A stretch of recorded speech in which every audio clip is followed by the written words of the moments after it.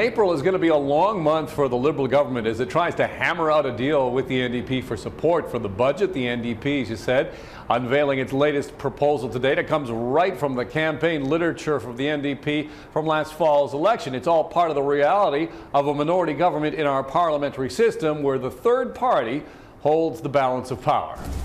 The Ontario NDP haven't had it so good since being booted from power back in 1995. We took a look at the budget. We didn't like it. In the driver's seat in a minority parliament, leader Andrea Horwath is making the most of her leverage with a long list of ideas for the budget.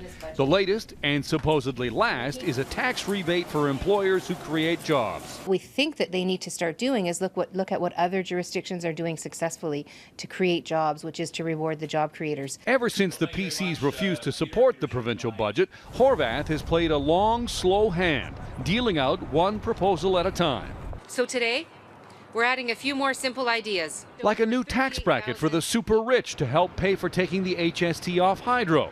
The Liberals have taken the tact of saying nice things generally and disparaging proposals specifically. I think what we're seeing from the NDP here, it looks like a bit of a spending spree. Touring in Windsor, the Premier, no stranger to spending himself, admonished the NDP for not being with the times. It's always easy to put forward proposals about where we might spend more money.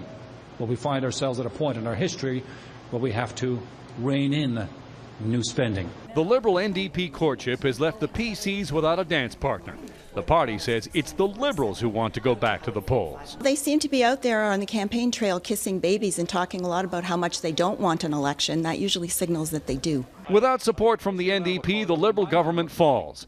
Discussions on a budget deal aren't expected to start in earnest until after the NDP annual convention on the weekend. And a Liberal MPP close to the negotiations telling me tonight he's confident that there will be a deal, but next week when we really get down to negotiations, it's not like Christmas. You don't get everything on your list. There will be discussion about what really can be achieved in terms of a deal between the Liberals and the NDP.